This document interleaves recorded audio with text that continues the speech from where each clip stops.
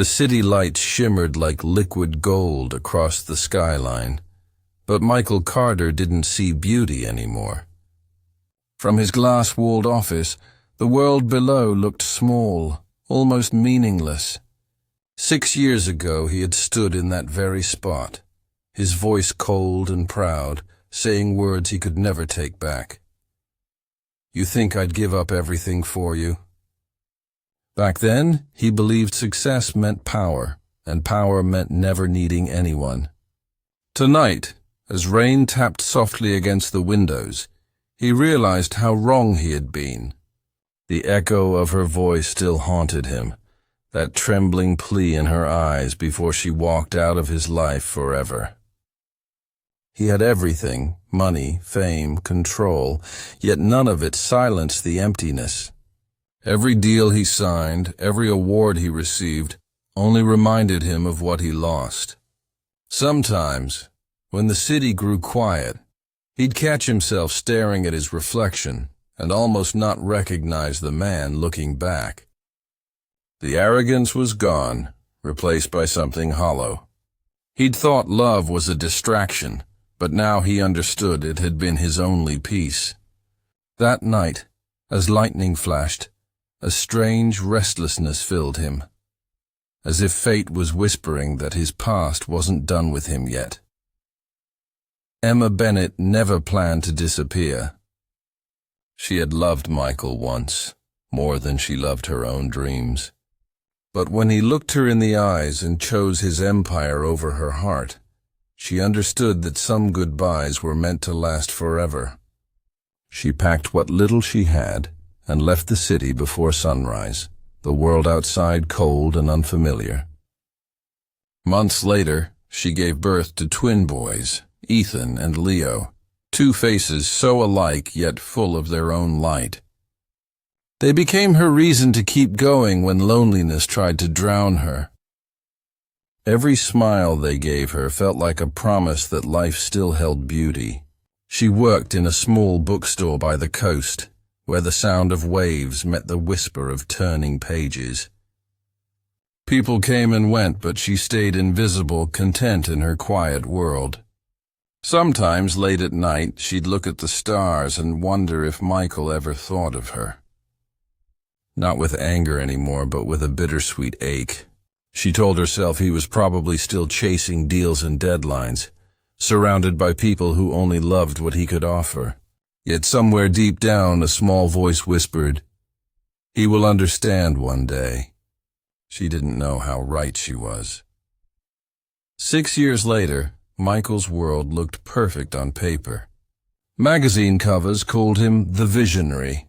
Investors treated his every word like gospel, and his face lit up financial billboards across the country. But beneath the tailored suits and polished smiles, something inside him was quietly collapsing. Nights had become the hardest. He would sit alone in his penthouse, the city noise humming below, and feel a kind of silence that even success could not fill. Sometimes he'd imagine her voice, soft, forgiving, but it always vanished before he could hold on to it. The loneliness was sharper than he admitted, like living inside a beautiful cage. His assistants changed every few months. His relationships ended before they began, and though he was surrounded by people, no one ever truly saw him. One evening, while attending a charity gala, he saw a little boy run past him laughing, and for a brief moment, the child's eyes mirrored his own. The sight shook him more than he cared to admit. That night he couldn't sleep.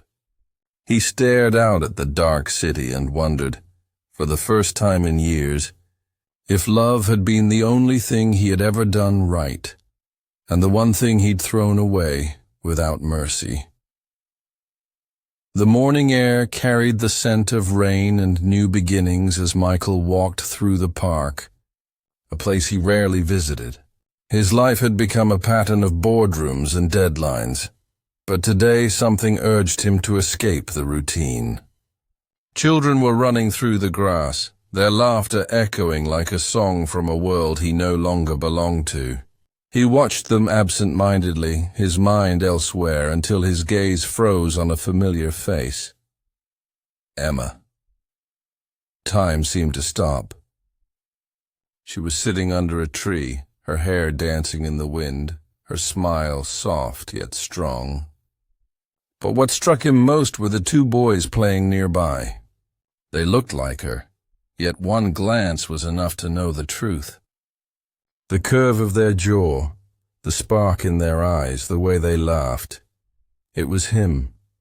His heart pounded in disbelief, 1,000 thoughts crashing at once. He wanted to call her name, to step closer, but his feet felt rooted to the ground. Emma looked up, their eyes meeting across the park, and for the first time in years the man who had conquered everything felt powerless. In that single glance, all the walls he had built began to crumble, one silent heartbeat at a time. Michael stood frozen, torn between the man he had become and the man he once was.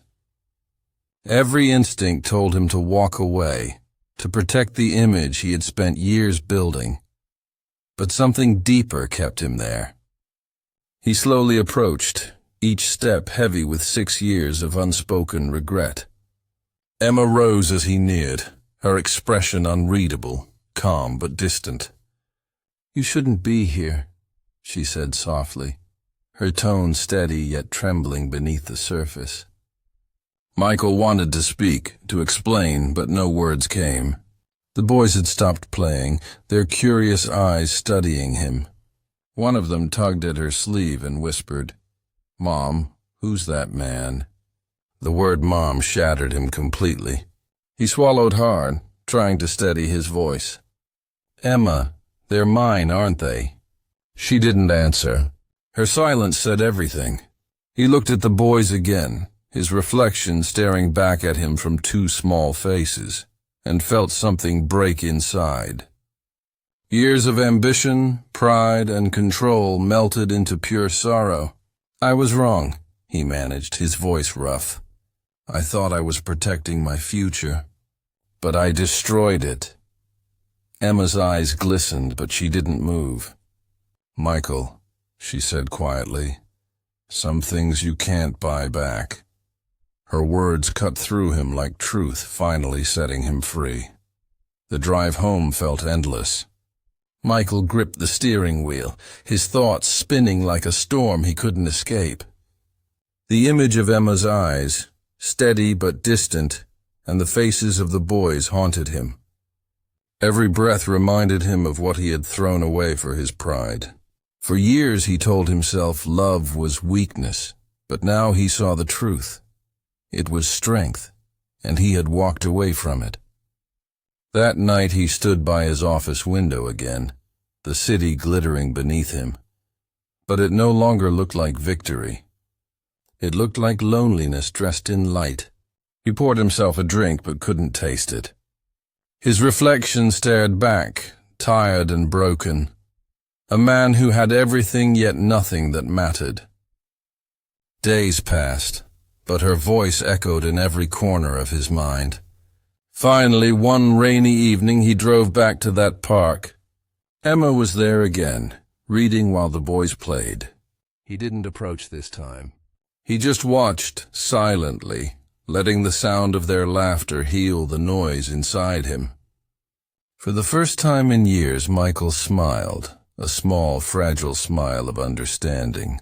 He had lost her, but he had found himself. And maybe someday that would be enough.